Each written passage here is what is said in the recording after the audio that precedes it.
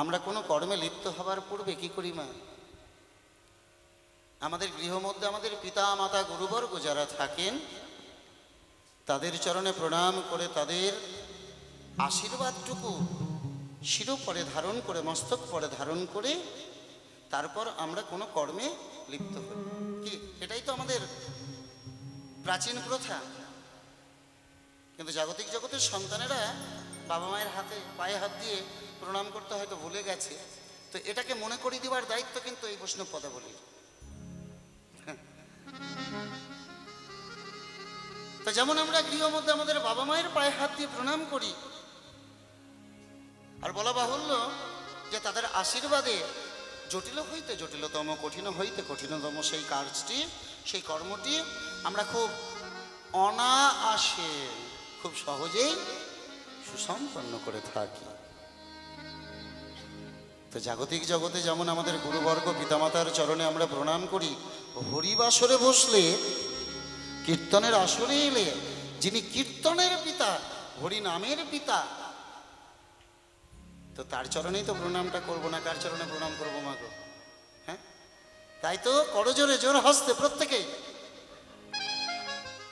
সেই গৌর চরণে জানাবো আমাদের মনের প্রেম ভক্তি শ্রদ্ধাপূর্ণ শত সহস্র কোটি ভক্তিপূর্ণ প্রণাম। নিতাই গৌর হরি হরি, নিতাই গৌর হরি হরি বল।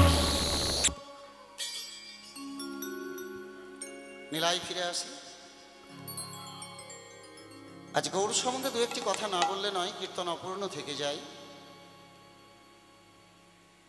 বৈষ্ণব পদকর্তা মহাজন কলম দিলেন এই গৌর সুন্দর, এই গৌর হরি, তিনি কিন্তু আমাদের মতন সাধারণ মানুষ ছিলেন না।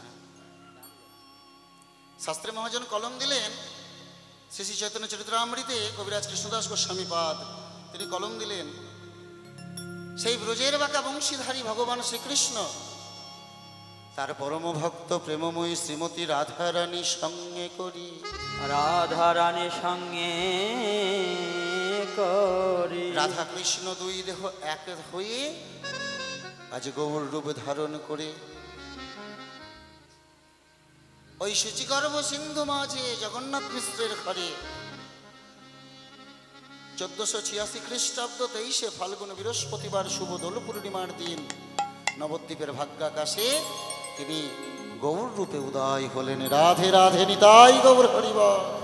নিতাই গৌর হরি হরি বল। রাধা কৃষ্ণ একই আত্মা, একই আত্মা, তাদের দুইটি দেহ ধরি, দুইটি দেহ ধরি, অনন্যে বিলাস রস আস্বাদন করি, আস্বাদন করি। সেই দুয়ে আমার চৈতন্য গোসাই, চৈতন্য গোসাই রস আস্বাদিতে দোহে হইলেন একই ঠাই, দুহে হইলেন একই ঠাই। ভাবরসে করে আমার গৌরাঙ্গ তনু, যার বাইরে আছে প্রেমময়ী রাধারানী, অন্তরে রয়েছে কানু। তো ভগবান কেন এলেন? এই কলির অধম পাপী জগজনকে উদ্ধার করবার জন্য। এমন একটি সম্পদ তিনি নিয়ে এলেন যা এর আগে কোনো যুগে ভগবান তিনি কখনো কাউকে দেননি। অনারপিত চরিঙি চিরাত করুণায় অবতীর্ণ কালো সমর্পয়ত মন্নাত উজ্জ্বল রসাং ভক্তি শ্রিয়াম ও হরি পুরাত সুন্দর দ্যুতি কদম্ব সন্দীপিত সাদা হৃদয় স্কন্দরে স্ফুরত সচিনন্দন সচিনন্দন।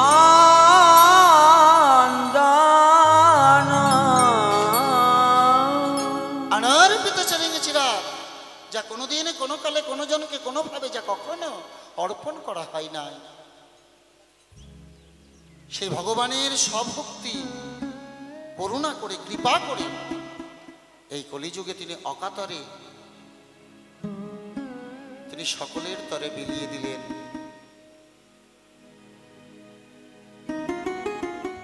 আজ ভগবান তিনি লক্ষ্য করলেন এই হরিনাম ছাড়া কলির জীবের গতি নাই। হরের নাম হরের নামই কেবলম কলৌ নাস্তেব্য গতির নাস্তেব্য গতিরন্যথা। কিন্তু এই মধুর হরিনামে কৃষ্ণ নামে আমরা কি ডুবতে পারলাম?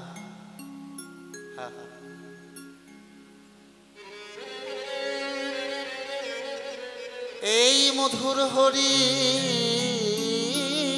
নামে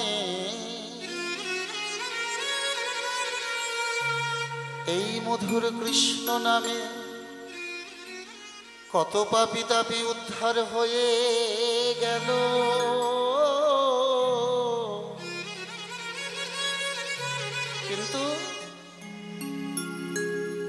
কিন্তু এই হরি নামে আমার মন পাষাণ তো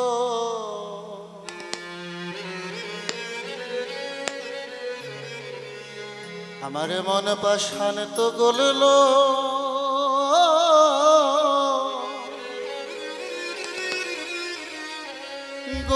না গো। নানা মন পাষাণ তো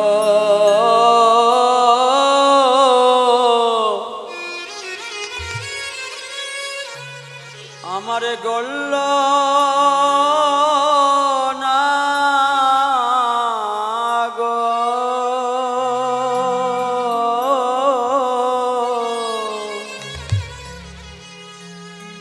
এই নামে কত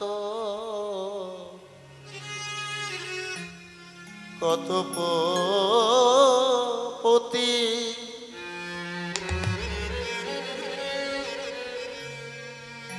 নামে কত পতিতি উদ্ধার হয়ে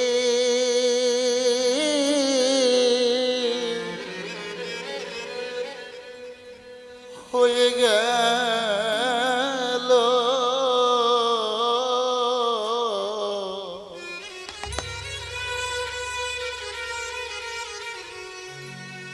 কিন্তু এই মধুর হরি নামে আমার মন পাষাণ তো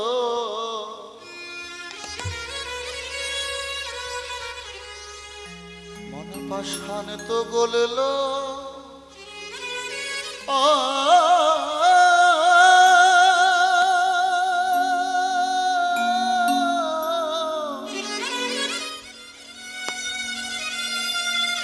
আমার মন পাষাণ তো গলল না গো। কত পাপী তাপী তাই গোবর হরিবল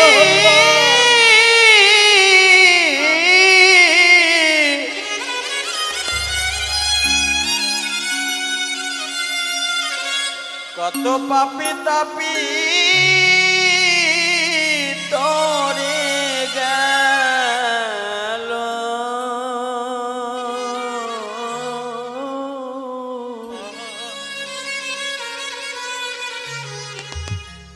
কিন্তু আমার মন পাষাণ তো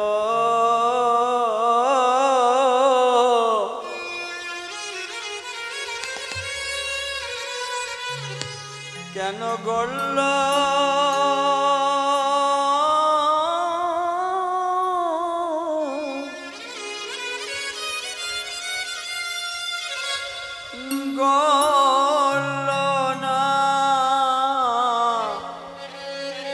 না গো।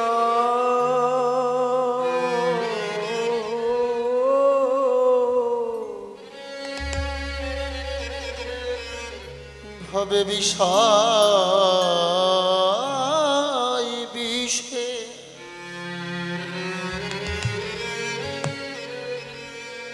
এই মোহ মোহমায়ার বিষয়ে বিষে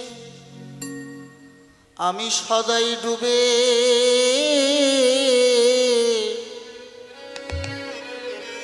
ডুবে রইলাম।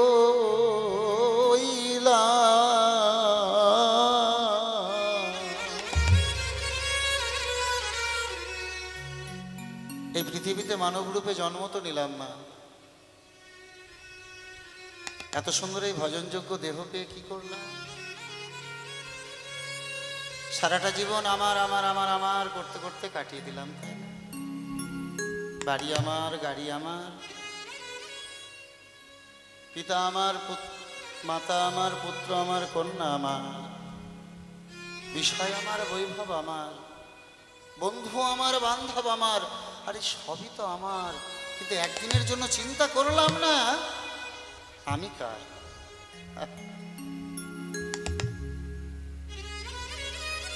যে সংসার সংসার করে তুমি এত কষ্ট করছো,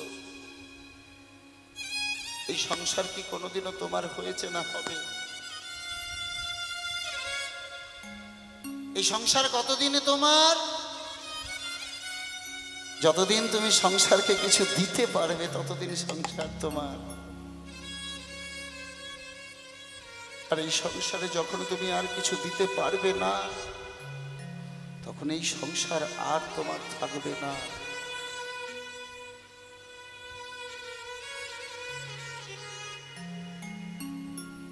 সারাটা জীবন তো আমার আমার করতে করতে কাটিয়ে দিলাম, কিন্তু আমার তো কেউ হলো না। দেখতে দেখতে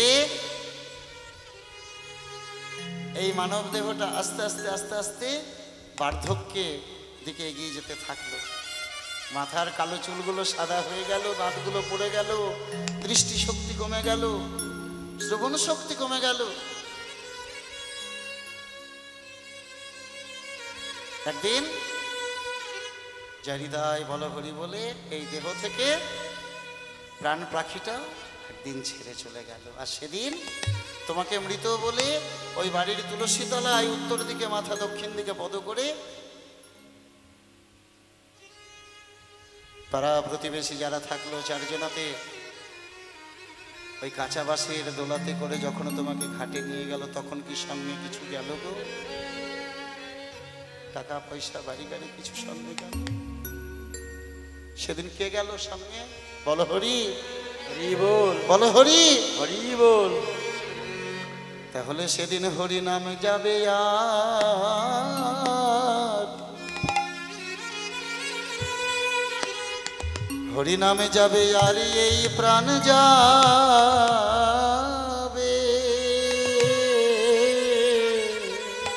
তোমার হরি নাম যাবে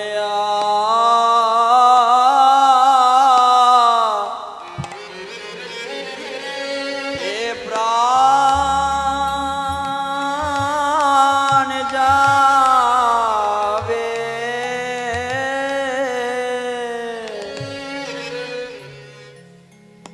তুমি যেদিন যাবে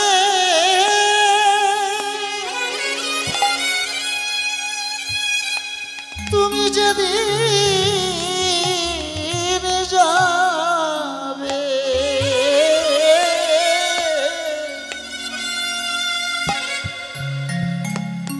যাবে ভব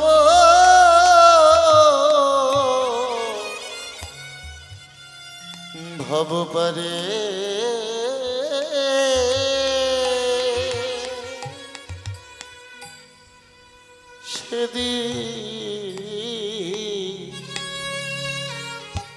সেদিন হরি নাম যাবে, নাম যাবে তোমার প্রাণ যাবে। তুমি যাবে যদি তাই গৌর হরিবল হরিবল।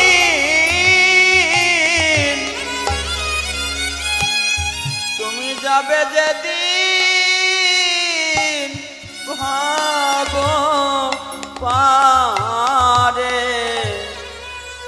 সেদিন সঙ্গে তোমার কিছুই যাবে না। তুমি যাবে যেদিন ভাব পারি, ওগো সেদিন সঙ্গে তোমার কিছুই যাবে না। তুমি যাবে যেদিন ভাব পারে, তোমার বিষয় আশায় সবই রবে পরে। তোমায় শূন্য হাতে বিদায় দেবে, ওগো সঙ্গে তোমার কিছুই যাবে না। তুমি এসেছ একা যাবে একা, তোমার বিষয় আশায় বাড়ি গাড়ি সবে রবে পড়ি।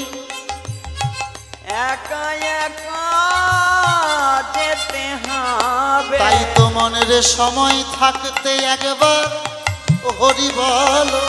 সময় গেলে সময় আর পাবে না, ওগো সময় চলে গেলে আর পাবে না। সময় থাকতে হরি বলো, একবারে প্রেমানন্দে বাহু তুমি তুলে। পেয়েছ জনম ভালো, ওগো বদন ভরে হরি বলো।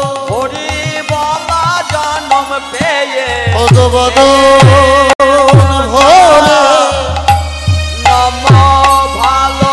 রাধে রাধে নিতাই গৌর হরি বল। হলুদ ধনি মা হলুদ ধনি। বলো পেয়েছো জনম ভালো, বদন ভরে হরি বলো, পেয়েছো জনম ভালো, বদন ভরে হরি বলো। সেদিন নাম যাবে আর প্রাণ যাবে। এই হরিনামের ডালি নিয়ে স্বয়ং ভগবান তিনি নবদ্বীপে অবতীর্ণ হয়েছিলেন। তো সেই মধুর হরিনাম করতে করতে আজ মহাপ্রভু কি করছেন, পারিষদবর্গ সকলকে নিয়ে আজ নবদ্বীপের পথ দিয়ে হরিনাম করতে করতে চলে যাচ্ছেন। তো সঙ্গে কে কে আছে? এই যে গৌরচন্দ্রিকার পথটি আমরা আস্বাদন করছি, না জানি এ গোড়াচাঁদের কোনো ভাব মনে, সুরধুনির তীরে গেলেন গোরা সহচর শনে। সুরধুনি অর্থাৎ গঙ্গা, নবদ্বীপের বক্ষ চিরে গঙ্গা বয়ে চলেছে। সেই গঙ্গার তীরে গিয়ে সুরধুনিকে দর্শন করে আজ সেই বৃন্দাবন নীলার কথা মনে পড়েছে, নৌকো বিলাস নীলার কথা। তো সঙ্গে কে কে আছে? ওগো প্রিয় গাদা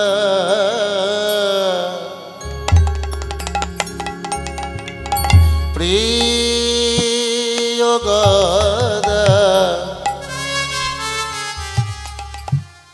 গদাধর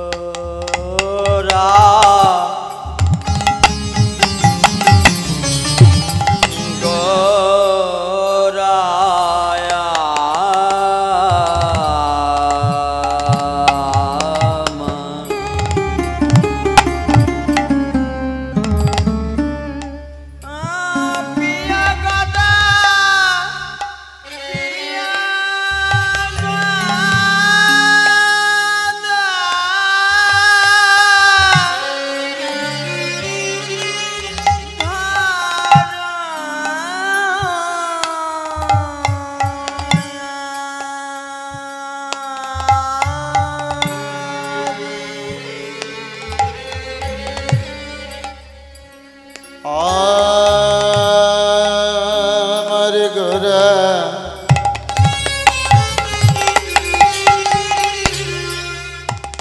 গোরা সঙ্গেতে করি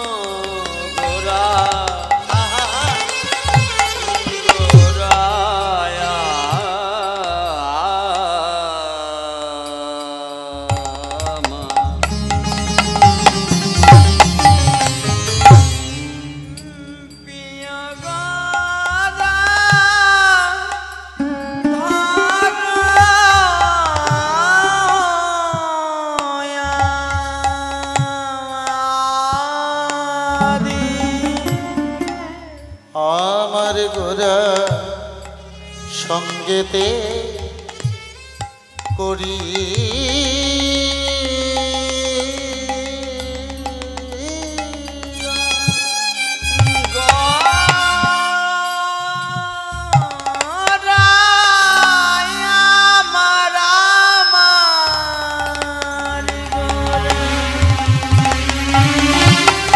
আর নৌকোতে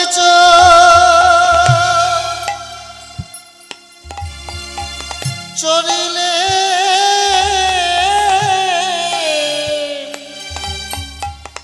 গোরা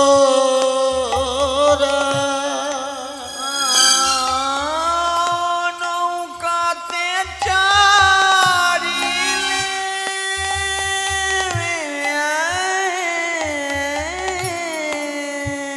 গোরা আমার গোরা গোরা প্রেমাবেশ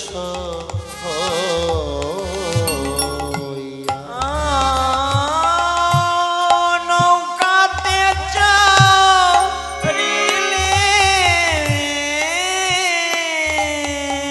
গোরা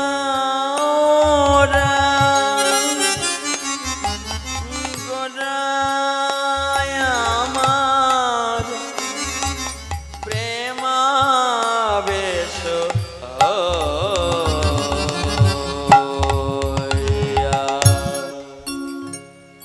প্রিয় গদা ধারবাদী সঙ্গেতে করিয়া একটু মঙ্গে কথাগুলো আস্বাদন করব।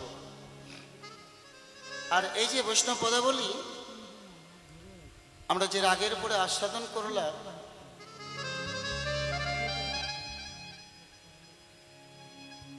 আমরা এই কীর্তনাঙ্গের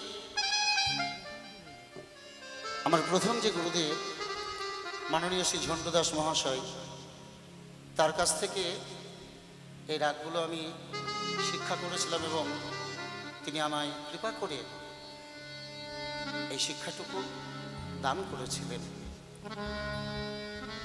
যে বৈষ্ণব পদাবলী বিভিন্ন উচ্চাঙ্গ সঙ্গীতের মাধ্যমেও পরিবেশন করা যায়,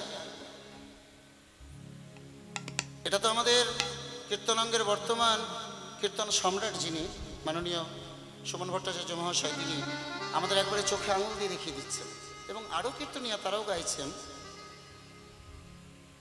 তো যে রাগটির উপরে আমরা আস্বাদন করলাম, সেই রাগটি হচ্ছে কেউ বলে পূর্বী, কেউ বলে পূরবী।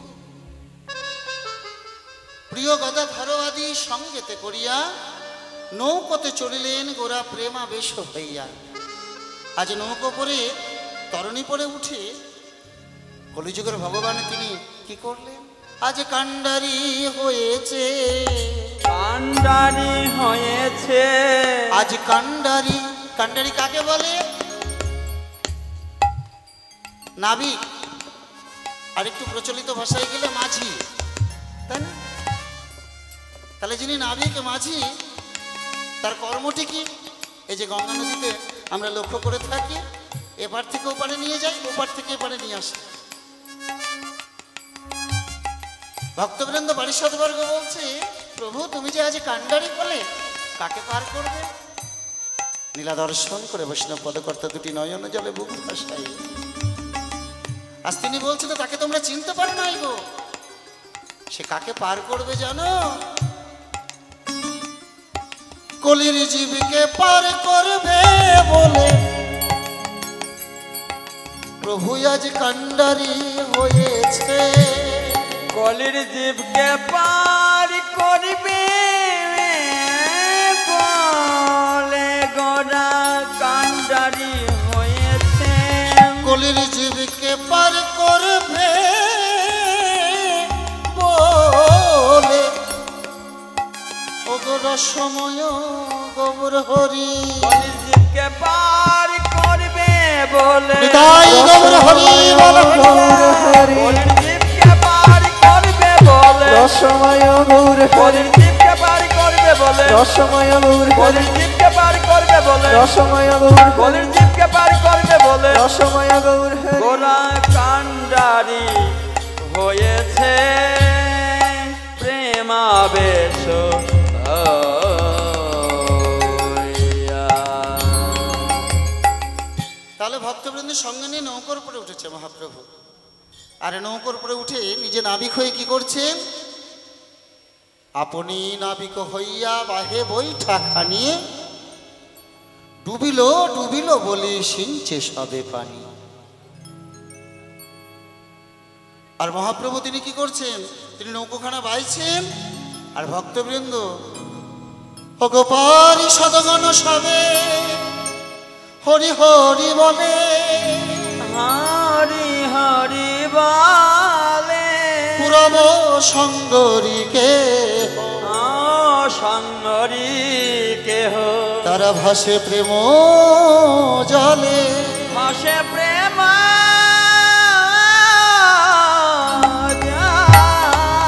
জলে।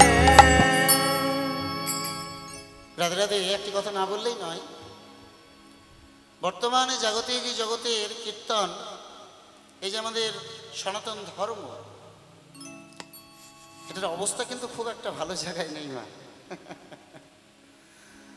আসলে এই কথাগুলো কীর্তন আসরে বলা উচিত নয়, কিন্তু বর্তমানে না বললে নয়। কীর্তন আসরে বৈষ্ণব পদাবলী ভাগবত কথা ছাড়া অন্য কথা বলা উচিতই নয়। কিন্তু যে কথাটি এখনো বলতে যাচ্ছি, এই কথাটি না বললে আমাদের হিন্দু সনাতন ধর্মকে চেতনা করার দু একটি কথা না বললে আমার মনে হয় না এই ধর্মটা থাকবে। কেননা পদ্মের পাতায় জল যেমন টলমল টলমল করে, আমাদের এই ধর্মটাও কিন্তু সেই পদ্মের পাতায় টলমল টলমল করছে। আর কখন যে জলটা গড়িয়ে পড়ে যাবে, জলটাকে ফেলে দেবার জন্য অনেক রকমভাবেই চেষ্টা করা হচ্ছে। কেননা কীর্তন গানে কখনো মিথ্যে বলতে হয় না, সত্যটাকে প্রকাশ করতে হয়। তাতে যদি আমি কারোর কাছে খারাপ হয়ে যাই, হয়ে যাবে। বর্তমানে আমাদের এই হিন্দু সনাতন ধর্মটাকে নষ্ট করবার জন্য এক শ্রেণীর মানুষ একবারে উঠে পড়ে লেগেছে। এবং আমি তো বলবো, সব থেকে আমাদের এই ধর্মটাকে নষ্ট করার জন্য অন্য কোনো সম্প্রদায়ের মানুষের দোষ নেই, আমাদের বরঞ্চ নিজ সৎধর্মের মানুষগুলোরই সব থেকে বড় দোষ। কেন দেখুন, আজকে কীর্তনের আসরে কয়টা মানুষ? কেন শর্মাপাড়ায় আর মানুষ নেই? আপনাদের এখানে তো বড় একটা অনুষ্ঠান হয়, নামযোগ্য অনুষ্ঠান হয়, প্রচুর মানুষের সমাগম হয়, কিন্তু সবাই কি কীর্তন শুনতে আসে? কীর্তন আস্বাদন করতে আসে? কখনো না। নিজ নিজ স্বার্থসিদ্ধির জন্য কেউ কেউ হরিবাসরে আসে। কেউ আসে কীর্তন দেখতে, কেউ আসে কীর্তনিয়াকে দেখতে, কীর্তনিয়া নাচছেন কেমন, দেখতে কত সুন্দর বা সুন্দরী, ইত্যাদি ইত্যাদি। আবার কেউ আসেন কীর্তনের হরিবাসরে এসে কীর্তনের নাম করে অন্য কোনো তার নিজের কার্যসিদ্ধির কারণে। না হলে কীর্তন আসরে বর্তমান এখন দেখবেন কীর্তন একটা ব্যঙ্গ স্বরূপ জায়গায় দাঁড়িয়ে গিয়েছে। আর যদি ইয়াং জেনারেশনকে বলা হয়, বাবা একটু চল তো কীর্তন শুনে আসি, বলে আমরা আবার কীর্তন শোনার কি আছে, তোমাদের বয়স হয়েছে, তোমরা যাও কীর্তন শুনতে। না না, বৈষ্ণব পদাবলী এত সহজ জিনিস নয় মা। এই বৈষ্ণব পদাবলী এত সহজ জিনিস কেন নয় একটু বলি। দেখবেন প্রথম শ্রেণী হইতে চতুর্থ শ্রেণী পর্যন্ত আমাদের প্রাথমিক বিদ্যালয়ে পড়াশোনা করতে হয়, প্রাইমারি স্কুল যাকে বলে। তারপর পঞ্চম শ্রেণীর থেকে দশম শ্রেণী পর্যন্ত সেটা মাধ্যমিক বা সেকেন্ডারি। তারপরে আসে উচ্চ মাধ্যমিক 11 ক্লাস এবং 12 ক্লাস। তারপর থেকে উচ্চ শিক্ষার জন্য এই শিক্ষাটাকে কিন্তু ভাগ করে দেওয়া হয়েছে। তো যারা আর্টস নিয়ে পড়াশোনা করেছি বা করছি, কথা নয় রাধে, কথা নয়, কথা নয়,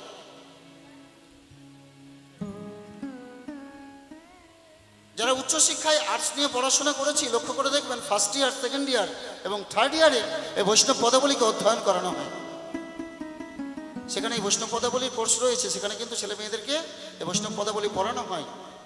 শুধু বৈষ্ণব পদাবলী নয়, সেখানে মনসামঙ্গল কোর্স রয়েছে, চাঁদসদাগর উপাখ্যান রয়েছে, মনসা উপাখ্যান রয়েছে, সেখানে চণ্ডী মঙ্গল পড়ানো হয় কোর্সে। কেন পড়ানো হয়? কোনোদিনের জন্য একবার ভেবেছেন? এমনিতেই তো বর্তমানে আমাদের শিক্ষা ব্যবস্থা একবারে গোল্লার দুয়ারে চলে গিয়েছে। এখনকার মাধ্যমিক পাস কোনো একটা ছেলেকে কোনো একটা হিসাব করতে দিলে আগেই মোবাইলে ক্যালকুলেটর বের করে বসে থাকে। এই তো শিক্ষা ব্যবস্থা। যদি আমাদের ভারতবর্ষের যে প্রাচীন যে শিক্ষা সেটা এখন আর তো আমাদের মধ্যে নেই। আমাদের ভারতবর্ষের যে প্রাচীন বৈরাগ্য বিদ্যা যেটা ছিল, দর্শন শাস্ত্র, ন্যায় শাস্ত্র, এগুলো কিন্তু এখন আর এতটা প্রাধান্য দেওয়া হয় না। যে তোমার গায়ের রক্তের রং লাল, আমারও গায়ের রক্তের রং লাল, অতএব তোমার আমার মধ্যে কোনো ভেদাভেদ নাই, এটা ছিল প্রাচীন সাধু মুনি ঋষিদের শিক্ষা। আর এখন যদি সেটা শেখানো হয় তবে সাম্প্রদায়িকভাবে ঝামেলা বাঁধবে না তো। এই তুমি এই সম্প্রদায়ের, তুমি ওই সম্প্রদায়ের, ওর সঙ্গে তুমি মিশবে না, এখন এটাই শেখানো হচ্ছে। তো দেখবেন ওই first year, second year, third ইয়ারে, প্রথম বর্ষ, দ্বিতীয় বর্ষ, তৃতীয় বর্ষে সেখানে কিন্তু বৈষ্ণব পদাবলীকে অধ্যয়ন করানো হয়। কেন করানো হয় একবারের জন্য চিন্তা করতে হবে। এতই যদি ফেলে দেবার জিনিস হতো তাহলে প্রাচীন মহাজন যারা, তারা কেন আমাদের এডুকেশনের মধ্যে বৈষ্ণব পদাবলীকে রাখলো? আর বৈষ্ণব পদাবলীকে রাখলো একেবারে উচ্চ শিক্ষার স্তরে কেন রাখলো? নিম্ন শিক্ষার স্তরে তো রাখতে পারতো, প্রাইমারি, সেকেন্ডারি, হাই সেকেন্ডারি, সেখানেও তো রাখতে পারতো। সেখানে কেন রাখা হলো না? আসলে একটা ছোট্ট এই 5 বছরের শিশুকে যদি বলা হয়, বাবা একটা 25 কেজি চালের বস্তা নিয়ে চল, পারবে? 5 বছরের ছেলে পারবে না। কিন্তু ওই ছেলেটি যখন 18 বছরের পূর্ণ যুবক হবে, তখন 25 নয়, 50 নয়, 1 কুইন্টাল 100 কেজি চালের বস্তা নিয়ে যেতে পারবে। কেন? ক্ষমতা ধরবে, শক্তি ধরবে। তো তদ্রূপ ওই বিদ্যার ক্ষমতাটা যতক্ষণ আমাদের মধ্যে না আসছে, অর্থাৎ আপনাকে বৈষ্ণব পদাবলী আস্বাদন করতে গেলে মিনিমাম আপনাকে ওই 11 ক্লাস 12 ক্লাস পর্যন্ত আগে পড়াশোনা করতে হবে। তবে তো আপনি জানতে পারবেন সেটার মূল্যটা কোথায়। তাই বলি বৈষ্ণব পদাবলী আমাদের ভারতের, শুধু ভারতে, বাংলা ভারতের নয়, গোটা বিশ্বের কাছে একটা ঐতিহ্যতম বিষয়। এই বৈষ্ণব পদাবলী কেউ যদি মন দিয়ে আস্বাদন করে, সে প্রকৃত একজন মানুষ তৈরি হতে পারবে। বর্তমান জাগতিক জগতে আমরা ছেলে মেয়েদেরকে পড়াশোনা করাই মানুষ তৈরি করবার জন্য। মা রাধে, আমাদের ছেলে মেয়েদেরকে পড়াশোনা কেন করায় মা? উচ্চশিক্ষায় শিক্ষিত করতে হবে, ডাক্তার তৈরি করতে হবে, ইঞ্জিনিয়ার তৈরি করতে হবে, কারিগরি টাকা উপার্জন করতে হবে। এর জন্য আমরা ছেলে মেয়েদেরকে পড়াশোনা করাই, কিন্তু একজন মানুষ তৈরি করবার জন্য কখনো পড়াশোনা করাই না। বর্তমানে জাগতিক জগতে মানুষের বড়ই অভাব মা। আর তোমাদের মায়েদের কাছে বিশেষ করে আমি করজোরে অনুরোধ করছি, একজন সন্তানকে মানুষের মতন মানুষ করতে গেলে পিতার থেকে মায়ের জায়গাটা অনেকটাই বেশি। তো সেইভাবেই তোমরা তোমাদের সন্তানকে বড় করে তোলো। আজ ছোটোর থেকে যেমন পড়াশোনার জন্য তোমরা ছেলে মেয়েদেরকে চাপ দিচ্ছ, প্রেশার দিচ্ছ, এই বাবা পড়তে বস, তো পড়াশোনার পাশাপাশি গীতাটা পড়তে দাও, ভাগবতটা পড়াও, রামায়ণটা পড়তে দাও, মহাভারতটা পড়তে দাও, তবে তো জানতে পারবে সনাতন ধর্মটা কি। রামায়ণটা পড়লে জানতে পারবে পুরুষোত্তম ভগবান শ্রী রামচন্দ্র কেন তিনি বনে গিয়েছিলেন। তার কি কোনো অভাব ছিল? রাজার ছেলে, নাও তো যেতে পারতেন। বর্তমানে জাগতিক জগতে ছেলেকে যদি বলা হয় খোকন রে এই কাজটা করতো, আমার সময় না, আমি পারছি না। রামচন্দ্র সেই পরিচয়টা কিন্তু দেয়নি। আসলে রামায়ণটা পড়েনি বলে সেই ছেলেটা সেই রূপ কথা বলেছে, যদি পড়তো তাহলে বলতো না। পিতৃসত্য পালনের জন্য 1টি 2টি দিন নয় 14টা বৎসর বনবাসে গমন করলেন। আজ মহাভারতটা না পড়লে কুরুক্ষেত্রের যুদ্ধটা কেন হয়েছিল, ধর্ম আর অধর্ম কাকে বলে, আমরা কেমন করে জানতে পারবো? গীতা যদি না পড়ি, আমাদের জীবনের গীতার যে 18টি অধ্যায়, সেখানে যে বিভিন্ন যোগ রয়েছে, আমাদের জীবনের চলার পথটাই আমরা খুঁজে পাবো না। ছেলে মেয়েকে বড় করবেন, বড় হয়ে ডাক্তার ইঞ্জিনিয়ার হবে, কারিগরি টাকা উপার্জন করবে, কিন্তু আপনার থাকার জায়গা কোথায় হবে? কোথায় গো মা? এই চালকুটির ভেতর দিয়ে গিয়ে সোজা এখানে একটা হয়েছে, হ্যাঁ, কিন্তু কোনো ছেলে মেয়েকে যদি ছোট থেকে গীতা, ভাগবত, চৈতন্য চরিত্রামৃত, চৈতন্য ভাগবত, রামায়ণ, মহাভারত ধর্মগ্রন্থ, আমাদের প্রাচীন যে ধর্মগ্রন্থ যদি পড়ানো হয়, আমি কীর্তনের আসরে দাঁড়িয়ে বলছি, সেই ছেলে মেয়ে কখনো তার বাবা মাকে বৃদ্ধাশ্রমে পাঠাবে না, পাঠাতে পারে না। তাই এই ধর্মটাকে কি করে রক্ষা করতে হবে সেটা আপনাদের বিষয়। মন্দিরে শুধু হরিনাম শুনতে গেলে হবে না, শুধু প্রসাদে নিতে গেলে হবে না, মন্দিরটাকে রক্ষা করতে হবে কি করে সেই ব্যাপারে, সেইটা নিয়েও কিন্তু একবারের জন্য চিন্তা করতে হবে। আর যদি মন্দিরে না থাকে, মন্দিরে ঠাকুর থাকবে না, বিগ্রহ থাকবে না, বিগ্রহ যদি না থাকে তাহলে এই কীর্তন হবে না, কীর্তন যদি না হয় এই হরিবাসরও হবে না, সব বন্ধ হয়ে যাবে। রাধে রাধে।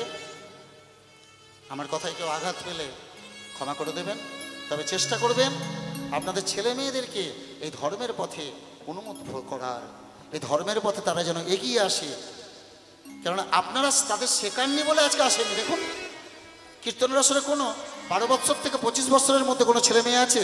এই দু একটা ছেলে ছাড়া, বাচ্চা ছাড়া। ইয়াং জেনারেশন, যুব সম্প্রদায় কীর্তন শুনতে কেউ আসে না। কেন আসে না? আমরা তাদের শেখাইনি কীর্তনটা কি জিনিস। আস্তে আস্তে তাদেরকে এই পথে নিয়ে আসুন। ছেলে মেয়ে যদি কোনো ভুল করে সঙ্গে সঙ্গে তাদের শিক্ষা দিন। তো মহাপ্রভু তিনি সর্বস্তরের মানুষকে এই হরিনামের বন্যায় প্লাবিত করবার জন্য তিনি এসেছিলেন নবদ্বীপে। তো আজ তিনি সেই বৃন্দাবনের লীলাটা মনে পড়ে, নৌকবিলাস লীলার কথা মনে পড়ে তিনি নাবিক হয়ে নৌকোর পড়ে আজ বৈঠাখানা বাইছেন। আর পারিষদবর্গ কি করছে? পারিষদ গণসবে হরি হরি বলে, দুটো বাহু তুলে হরিনাম করছে। ওগো হরি বল বলে গো, হরি বল বলে গো, হরি বল বলে গো, হরি বল বলে গো, প্রেমানন্দে বাহু তুলে হরি বল বলে গো, প্রেমানন্দে বাহু তুলে হরি বল বলে গো, প্রেমানন্দে বাহু তুলে ওরে বুক ভেসে যায় নয়ন জলে, আনন্দে বাহু তুলে রাধে রাধে, আনন্দে বাহু তুলে ভেসে যায় নয়ন জলে, প্রেমানন্দে বাহু তুলে ভেসে যায় নয়ন জলে, প্রেমানন্দে বাহু তুলে ভেসে যায় নয়ন জলে। হরি বল বলে গো। পুরব সাঙ্গরি কেহ ভাসে প্রেম জল, পুরব সঙ্গরি কেহ হাসে প্রেম জালে। সকলেই নৌকার উপরে উঠে প্রেমানন্দে বাহু তুলে হরিনাম করছে। আর মহাপ্রভু সেই বৃন্দাবনের নৌকবিলাস লীলার কথা মনে হয়ে আজ সুরধনী গঙ্গাকে যমুনা মনে করে সেই যমুনা গঙ্গার সুরধনীর বক্ষে নৌকো বেয়ে চলেছে। গদাধর মুখ হেরি মৃদু মৃদু হাসে, মৃদু মৃদু হাসে, বাসুদেব ঘোষ কহে কথা মনের হরিষে, কথা মনের হরি